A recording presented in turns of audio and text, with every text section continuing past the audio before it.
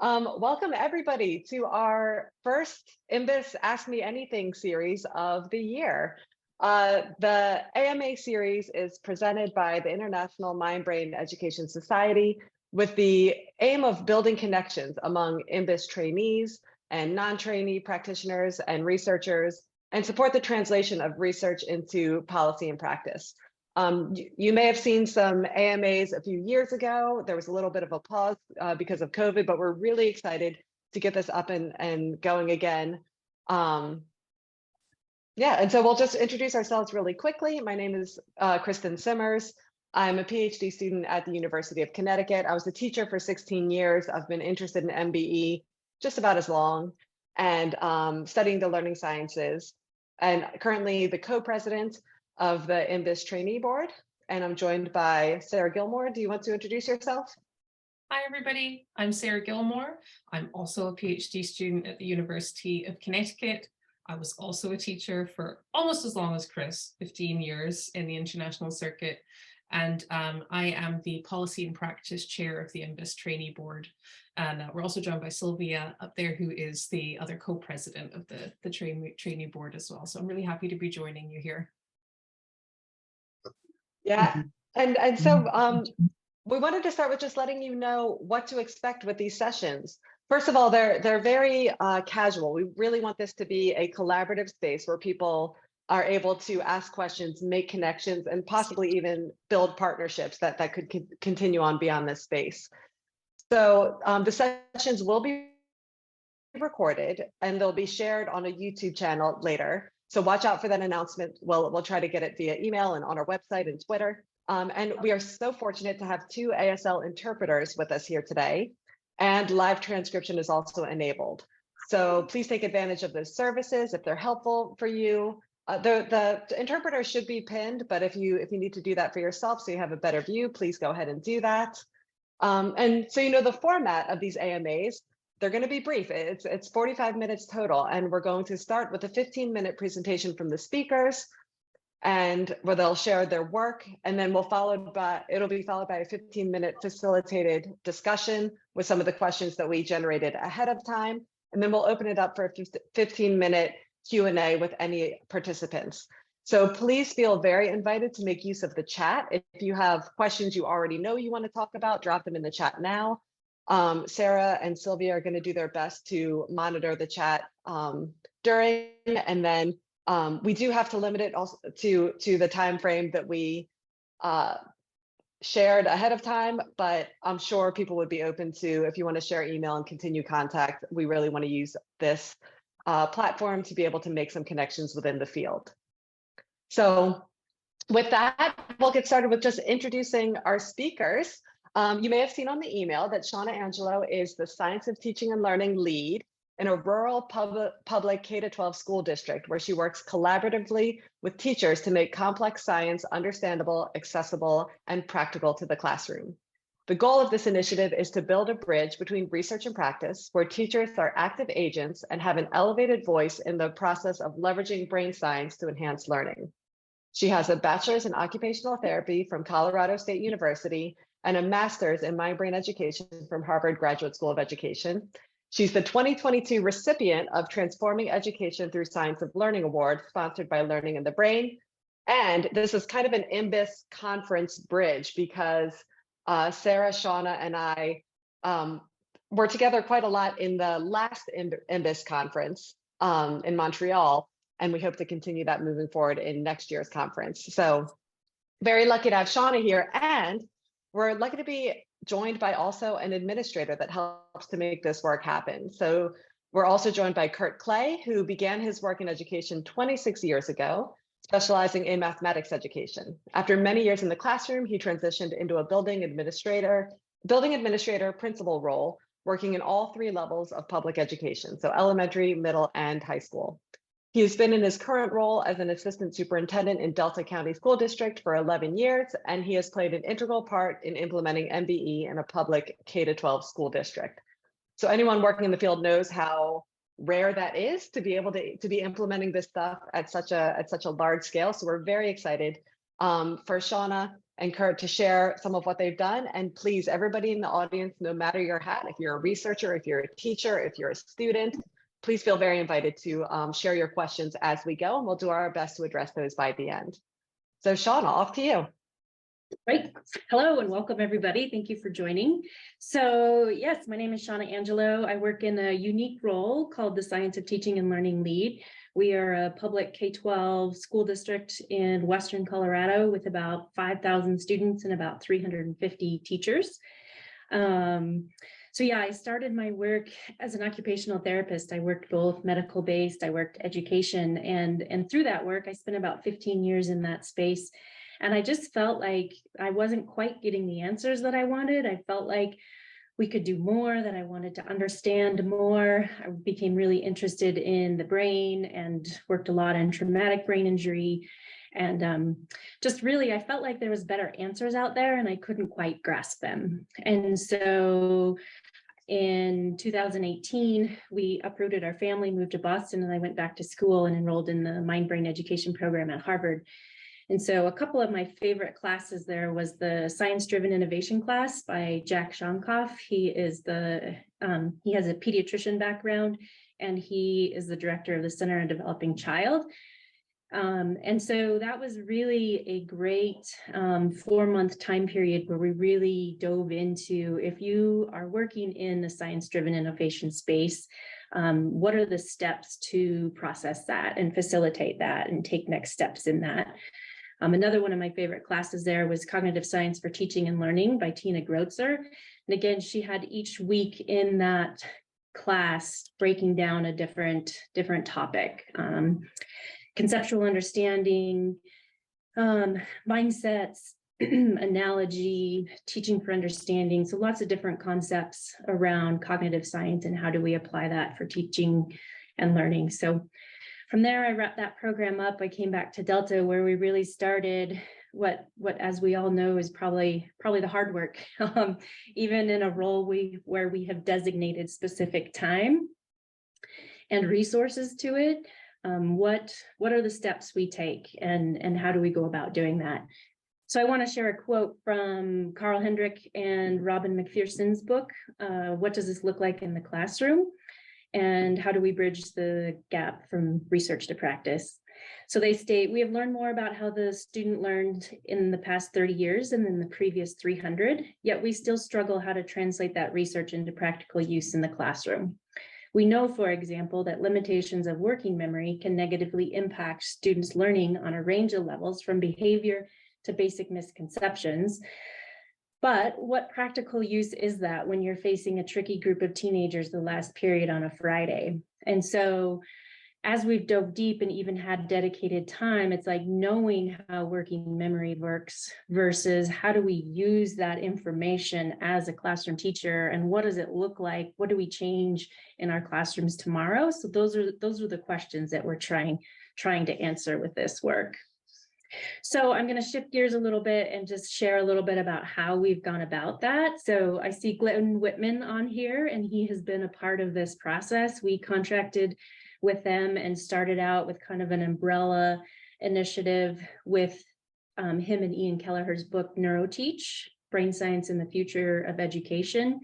We also did an online training with our staff, NeuroTeach Global, and Glenn and Ian came out and did in-person professional development. From there, we really wanted it to be organic as well. We really wanted an active teacher voice, an active teacher presence, really educator driven on how we can use this information. So we spent a lot of time in smaller groups, in pilots, figuring out, okay, if we're looking at what do we do tomorrow in our classrooms, what is different than what we're doing today? What do those next steps look like? We started, one of the teachers' primary interest was motivation. How do I motivate my students to be more engaged in their learning? And so we took kind of an excited step into motivation literature and research, and found firsthand again that it's really difficult to start with something like motivation. So we really took a step back, where instead of directly targeting motivation, how can we kind of strategically plan and backdoor, so to speak, our lesson design so that the end result is motivation. So we kind of switched the sequence in which we were really targeting that. Through that, we kind of landed on a powerful teaching framework where Patrice Bain and Pooja Agarwal have combined. Pooja is a cognitive scientist. Patrice is a teacher herself. So they combined forces and wrote that book. And that framework they use is 4 concepts: retrieval, feedback-driven metacognition, spacing, and interleaving. So the second phase of our district-wide initiative was that framework. As we've continued on, at this point, we are contracted with Deans for Impact and Jim Heal, and they work primarily with university programs and some K-12 in infusing learning sciences into teacher prep programs. And then I feel like it's moving from more a concrete strategy, like powerful teaching and retrieval was, and it's moving into a more abstract, like how can we support the teachers in building a foundation so that they have the robust information and helping them to bridge that gap from knowing, like working memory, for example, to actually using it. So we are working with them, and the topic is effortful thinking. So how can we, as educators, kind of frame our questions a little bit more so the students are the ones doing the really deep thinking, so that information is in their working memory so that it's able to be retained over time more. So that's a brief summary of how we have structured this initiative and how we've tried to do it from a systems level as well as an organic, more individual level. And so the last question I want to talk about a little bit is, why is this work necessary? And I think we could all admit there is a pretty significant gap between research and practice. I think at a minimum, research provides incredible information, but the research world, we have to become very nuanced and detailed and look at those isolated variables, trying to prove correlation or causation ideally. However, when we get to the classroom, teachers are combining variables, like thousands of them every second of the day. So just that alone is a really big gap. So I personally am just really passionate about how can we, first of all, help understand each of our worlds. We both worlds have incredible information to contribute, and how can we move that space forward? So I think the ultimate goal is, how do we, from an educator lens, how do we use the research to both improve student outcomes, but also reduce the teacher workload? And I think of it from an efficiency level, like how can we support everybody in a more efficient piece as we bring these two worlds together and learn from each other and pull from each other's strengths. So that I am going to wrap up my portion with that, and I'm going to turn it over to our Assistant Superintendent, Kurt Clay, who's been an integral part from a leadership perspective in the Learning Sciences Initiative. Great. And obviously Shawna has a huge role in what we do here as a system, because she keeps pushing the envelope for us as administrators and keep it in the forefront of the discussion and everything that we do. And so that's a big piece. But I really wanted to talk about the systems themselves and how do we get it in public education or any educational system, so that it becomes meaningful and what we're trying to do within our process. And it comes back to the why for me. In my mind, we always talk about, we want our students to be lifelong learners. Well, really, what does that mean? I mean, if we really break that down, what does it mean? And to me, that's where STL MBE really comes into this process, because if they're invested in their learning and truly using the strategies and the systems that we put in place around STL, and knowing the research behind that, in my mind, naturally, our students are going to get to that lifelong learning piece. There's only in 26 years of education, this STL initiative is only one of 2 that I will tell you that I've grasped onto and say it's essential for our system. The other one is PLCs. I'm a believer that you need to be talking about your data and base all of your instruction on that data. And so the DeFore's work with PLCs is critical for me as a system. I'm never a believer that this curriculum or that program is going to get our students where we need to be. But PLCs are teachers, truly that work that they do, along with giving them the best strategies. And again, that's where in my mind, STL comes in. That's the best strategies of teaching. Those two components really, in my mind, can transform the educational experience that we have for our students. And ultimately, that's what we're after. So how are we doing it from a system standpoint? With any initiative that we do, there's got to be this foundational work. What's the common vocabulary? What is the baseline that we're trying to do? We've taken a different approach to this particular initiative. And we're really doing it from almost a grassroots kind of project within our district, meaning it's been over 5 years, and intentionally we put out little tidbits here and there. We did a book study as an overall staff, but we've never really said you have to do it in this fashion, because then it becomes a top down and it's not the investment. They'll revert back to what they've already been doing with that model. And so we've just said, here's the foundational work. We've spent a ton of time on the foundational work on the STL MBE side of it. Now what we're finding is we're implementing it back into the PLCs. So these are starting to become regular conversations about, okay, here's where the learning is. Now let's look at our instruction, and is there effortful thinking? Are all kids learning at this level? Are all kids engaged with effortful thinking in place, and so on? Now the conversations are at the peer level from teaching, which changes the whole narrative when you're trying to implement it from a system standpoint. And that's our goal, and that's where we're at right now.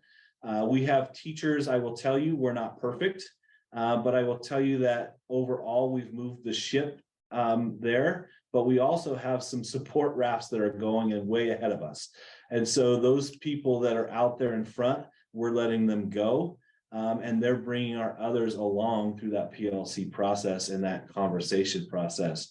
I will tell you that what we've learned through this process is the one-on-one conversations are essential to change instruction over time. And so we're trying to put systems in place where all of that can take hold, and teachers feel like they have that support to do so.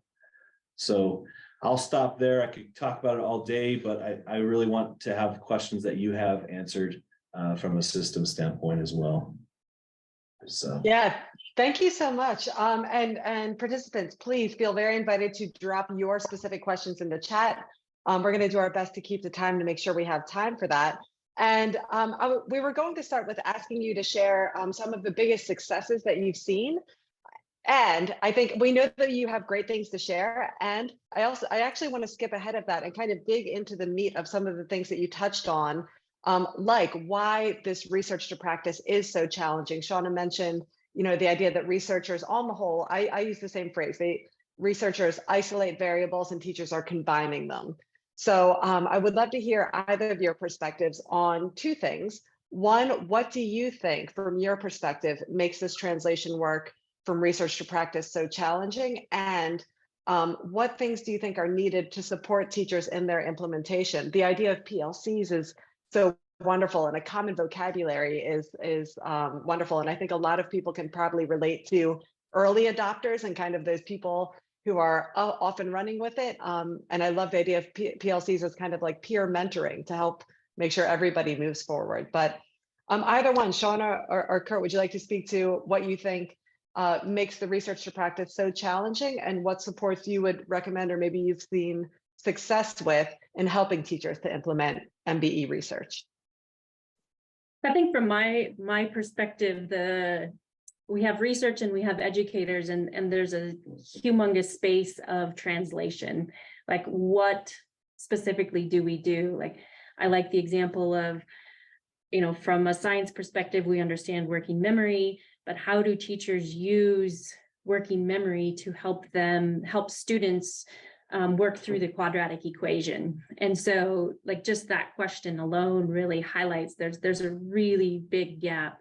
Efrat First does a lot of great work in spelling out the learning cycle of knowledge, understand, use, and mastery.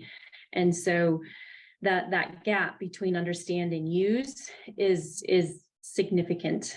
I think as far as what do we need, I think the more we can put these things on the table and have those, I think the PLCs and the time dedicated to the conversation to really sit down and, you know, get into the meat, so to speak, get into the really, you know, we all know learning is messy. And so a safe space where we can have trial and error and time dedicated to try to gather these ideas and implement them in the classroom, and then do a reflection, what worked, what didn't. I'll jump on from the teacher side a little bit, and just from what we hear, and this is just again from the theory versus the reality. And I think Shawna hit on it a little bit in the initial conversation, but we have all these variables going on in the classroom with 25 students that are very, very difficult to contain into one little area. And I think teachers, from their perspective, they agree and believe in all of the science or the theory. The reality of it is they don't understand how to make it work and come to life in their own classroom. We've told teachers forever, just make sure your kids are engaged. Well, what does engagement look like? And have we really truly defined that? And when we say engagement, is that compliance, or is that truly effortful thinking for every kid? And we've always said differentiate within the classroom, correct? Like, what does that actually mean? Does that mean a small group is differentiation? Well, if we don't have our kids engaged in the actual learning at all times, the reality of it is we don't know if they've just missed that and so on. So stepping back and really saying, hey, here is where that is for teachers is critically important for this process at the teacher level. Yeah, fantastic. Before you go on, I want to answer that question. What is the biggest and most impactful change you've seen? And I think we have seen some incredible data improvements. For me personally, my passion is really to kind of empower the teacher. So I want to share a quote really quick that one of our teachers said as kind of a wrap up. She said, "It's hard to imagine my teaching practice before embracing MBE, or we call it STL. I now have an incredible sense of insight as to what will work, what strategies or questioning techniques will not work, and an anchor of knowledge from which to process those days that don't go as planned. I shifted from investing hours into lessons and rolling the dice on whether students would engage or learn, to feeling confident that I could empower students to be learners." And so for me, it's really, we're definitely interested in the data. Obviously, we're looking at student outcomes. And for me personally, is just seeing the teachers say, I have a really firm anchor of how to adapt to the environments when things aren't working, based on really information that's deeply rooted in the literature and research and how the brain learns. Yeah, thank you so much for sharing that. And we have one more question before we move on to participant questions, but someone has already asked a very important question that we probably could have clarified sooner. Do you mind speaking to the difference and similarities between these two acronyms that we're so used to throwing around, STL and MBE? I know we've gone back and forth between the two. We probably should have clarified that for participants at the beginning. Do you mind speaking to that real quick? Yes. So mind-brain education is kind of the more formal term that we're all used to. We started out calling this initiative mind-brain education. However, about 2.5, 3 years in, we did change it to a science of teaching and learning. So that's where the STL comes from. And ultimately, it was kind of a cognitive load working memory piece. Like, you know, mind-brain education isn't necessarily a definitive what is it versus science of teaching and learning. We just instantly said, our people know, okay, we're using the science to positively influence learning and teaching. So it was a lot easier for new teachers coming in, or even, just there was a lot more clarity with STL. Yeah, it's a great clarification. Thank you so much. And right before we move on to the participant questions, I think we have a grand opportunity here. I think one of the best things about the International Mind Brain Education Society community is you've got this teacher researcher interface. And I think we have a long history of looking at ways to get research to teachers. And I love thinking about what teacher needs the knowledge and expertise, how that can help to inform research. So I'd love to ask your opinions on what you think it would be great for researchers to focus on or to keep in mind as they're designing their studies and as they're looking at sharing their findings out. What do you think would be helpful for researchers to keep in mind? Go ahead. Yeah. So the part that this is more of a question than an answer necessarily, but I love the idea of research practice partners. The area that the hurdle that I face and that I would like help from the researchers answering this, again, back to teachers are combining variables all the time. So how do we keep a research practice partnership on the more holistic part of educating the whole child? And so, we look at emotions, we look at cognition, we look at working memory, we look at metacognition, there's so many pieces we can look at, but how do we stay at that holistic level?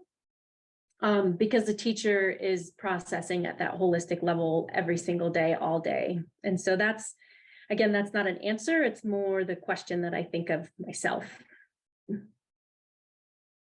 And I would just add on that from the educational side is what's realistic in the classroom setting. I think sometimes we push out things to teachers that become daunting, or they become afraid of it instead of being able to embrace it. And how do we put that research out in front of people to say, hey, here's how we know, or what we can show with these little steps to get them excited about it. I think we push people away sometimes because it's this whole way too much on their load as well. So yeah, fantastic. And I think so far that's the first question that we've received. Oh, we have one more quick follow-up. I was going to ask if we have time to circle back to this, that just that idea of implementing research informed practice in classrooms and not having it feel like an additional ask on the teachers or another thing that they have to do. I love Shawna mentioned the word efficiency, like using research to support teaching efficiency. Have you done anything intentionally while you're introducing this initiative in your schools to protect against it being perceived or felt as one additional ask on teachers, yes. and rather present it as a support? Yeah, that's a huge piece of the puzzle. And any, if you're an administrator, that's the key component to all of this, right? So what we've done and what we feel like we're really on board with right now, we've laid the foundation. Our language, our vocabulary, all of those things are throughout our entire district at this point. And now we're just focusing on the instructional components of that so that they see results in their classroom. And that is a part of that PLC process as well. But we also have implemented mentors in all of our schools for all of our new teachers to help facilitate this process. So we actually have a person in every building helping with these one-on-one conversations to help with this instructional component. So we've narrowed it way back into specific things that we're looking for with the idea that once that gets momentum, our teachers take it and run with it.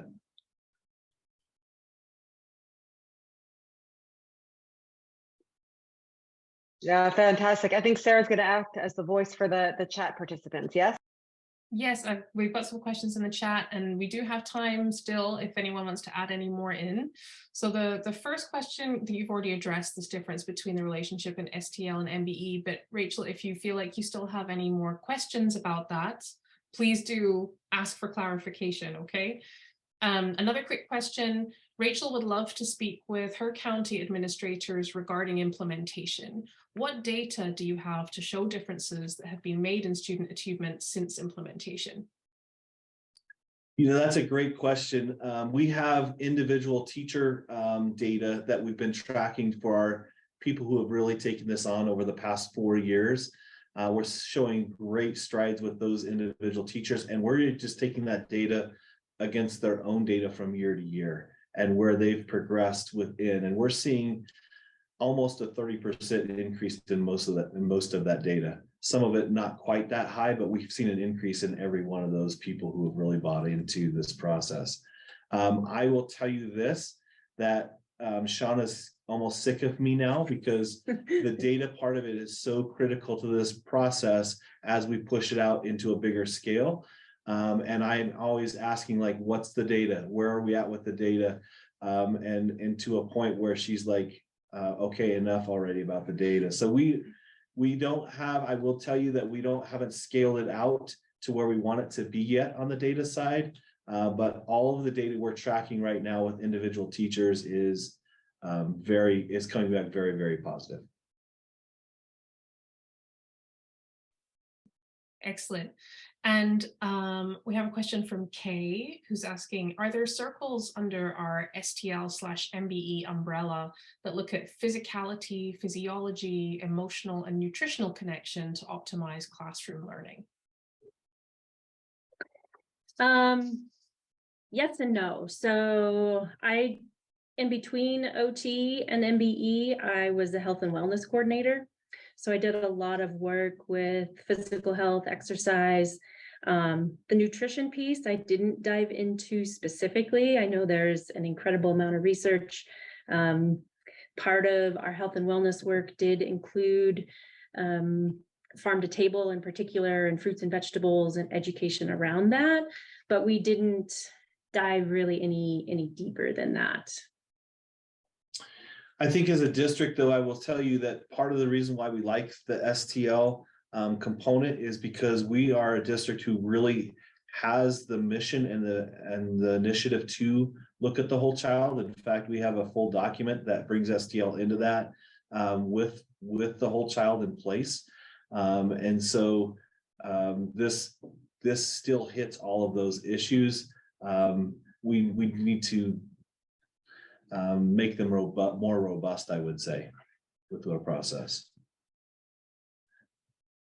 I'm sure that Chris is going to jump in with this information, but if you're interested in the role of like emotion in learning, you should absolutely check out the work of Mary Helen Imordino Yang, which is a long name, so I've written it in the chat. She does amazing work, and you can see some of her, I think she's even done a TED talk or something. She's fantastic, but that would be a great source to look at for the role of emotion in learning and embodied cognition. So there's a question here about which book you used for the book study with your teachers to help build the foundational understanding that you spoke about. So that was actual NeuroTeach. All of our teachers, all 350 teachers. That was 5 years ago when we initially started. That was Glenn Whitman and Ian Kelleher's book. NeuroTeach is the base that we started with. And again, that was really because we chose that book because it comes from a teacher's lens. It's a pretty gentle start to this process. And so we thought that was a good kicking off point for all of us. Yeah, and I'll just... Please, Chris, say, Yeah, I was just going to jump in and say, I also read that book, and that book author is here. He's a guest in this AMA today, and he's our next upcoming guest. So if you're interested in that, hang on till the end. We'll give a little bit of information about the next.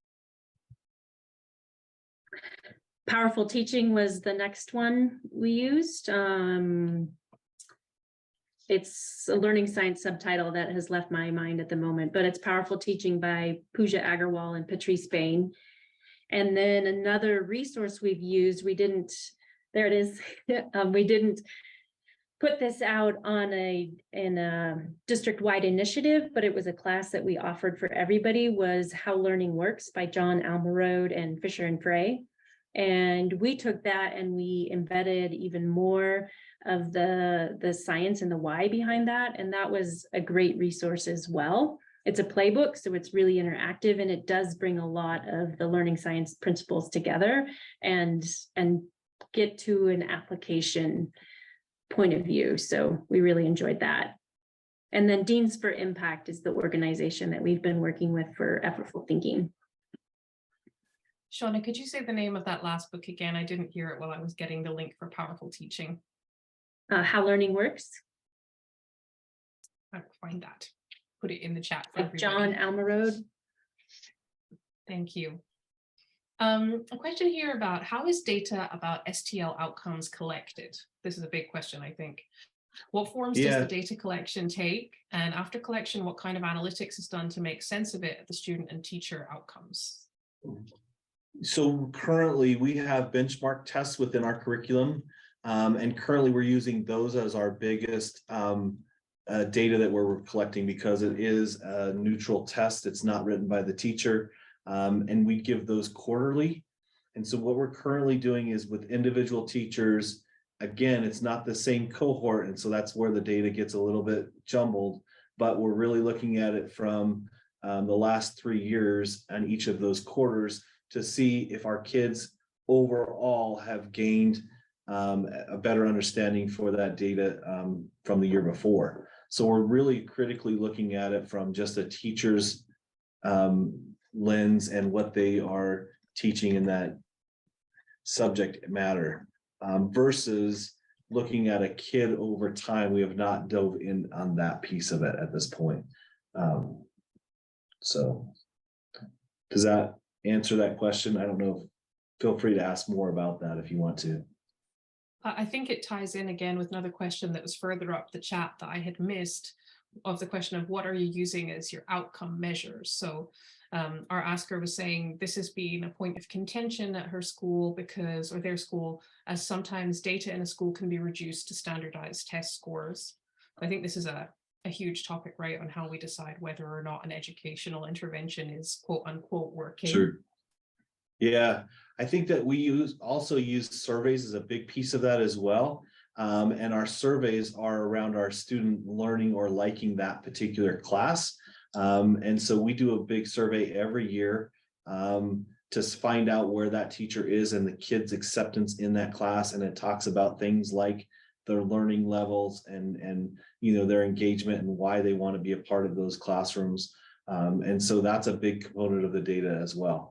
That data is proving out very high as well with those teachers. That kind of loops back into the social emotional learning, and Mary Helen Imodino Yang's work has been a primary source of ours. So definitely looking at it both from a data perspective as well as, you know, the social emotional learning, emotions are a part of cognition. Again, that holistic view.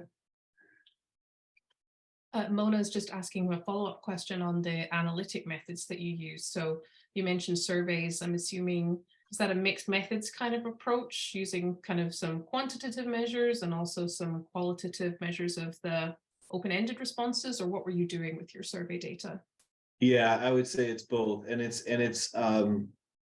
just slipped my mind the name of it, and it's actually a survey that we've been using for about 8 years now. To capture that on individual teachers. And so it's we customize it a little bit, but the general pieces are pretty standard. So. Excellent. I mean, one of the people in the chat asked about whether you're willing to keep in touch. So that might be something that by email, you could discuss more. If you remember the name of the survey, that maybe you could share. We can also send that out to our whole list. Sure, it's Panorama is what we've been using as that, and we've customized that platform a little bit to our district, but Panorama is the general source that we're using. I think we have time for one more question, maybe two, because I saw another comment, but definitely one. I'm curious how you marry DEIBJ research and MBE research to ensure the techniques in the teacher's toolbox will impact all kids positively. Thank you for this conversation. And I'm thinking DEIBJ is diversity, equity, inclusion, something, and justice. Belonging and justice. Belonging and justice. Mm-hmm. You want to take that? You want me to? I'll add a little bit and then Kurt can take over, but equity is in particular is a enormous part of the work. And I think it speaks, again, back to the health and wellness, equity and inclusion and diversity. How can we use this information to give all kids an equitable education and equitable opportunities. Yeah, and I think that just so you know a little bit more about our background, we're about 60% free and reduced lunch in our area, with about 25% Hispanic students. And so we don't have a ton of diversity in our piece, but we're believers that if we can get kids to take responsibility for their own learning and we facilitate for that from a teacher's standpoint, that's the most equitable piece that we can do with any student and any outcome that we're looking at. So we are focused completely on how do we make sure that all kids are engaged in all of the learning. And then within that, obviously you get that social emotional piece that comes out, and you have to have supports around that to build in so that we can address those as we go forward. But that's a huge component of all of this. And that's why I love this platform so much, is because it does address all of those issues that we're talking about out there. So I just am putting some resources in the chat that we have used to overlap the two, the DEI and the MBE on the equity work. All right, thank you so much. And I hate to stop the conversation now, but we want to make sure that we stick to time for this session. I'm happy to leave the room open for another 15 minutes until 2 o'clock if anybody wants to hang out and ask any follow-up questions. But first, I just want to thank you so much, Shawna and Kurt, for joining us today and for launching our AMA series. I think it is just amazing to be able to open with teachers, practitioners, administrators, researchers, and students have joined today, and community can continue to grow. So thank you so much for taking time to meet with us all today. And thank you very much to our interpreters who also jumped in at a moment's notice and have done an incredible job. So thank you very much for that. We'll share the links and recommendations from today's AMA by email with everyone who's registered, as well as contact information for Shawna and Kurt. And I'm sure that conversations like this kind of get the wheels turning. So I'm going to invite you to do two things. One, if you think of follow-up questions that come to you a little bit later, please follow up with us, with Shawna. We would love to answer that. And I actually think that the presentation that Shawna and Kurt have given today is the perfect kind of like seed material to get you thinking about our next guest, who is the author of that book, NeuroTeach, Glenn Whitman, also received an MBIS, the Spirit of MBIS Award. There we go. Yeah. So he's here with us. He's here with us now, and I know that he has a plan for what he wants to talk about, but I'm also going to tell you that he can talk about a lot of things. So if this conversation today gets you thinking, for example, like the DEIBJ question is an excellent one, and if you think of further follow-ups, I'm nominating Glenn to field those as well. He does great work with that. So you can see the information there. I think we'll probably be able to drop the registration in the chat. And just a reminder that these are hosted by the MBIS Trainee Board, but very much open to all. So we encourage you to share it with anyone who might be interested. We want to keep this as accessible to as many people as possible. That's one of the reasons for the recording as well. So if people can't attend live, we still want them to have access, and we want to continue to grow this community. Sarah, what have I forgotten? Nothing. Great job, everybody. We really appreciate everyone being here, and we want to respect everybody's time. So if you need to end now, please do, but I'll leave the room open until 2 o'clock Eastern in another 15 minutes. If anyone has any little follow-up. So Shawna and I will stick around till 2 if you need us. Feel free to ask questions. Perfect.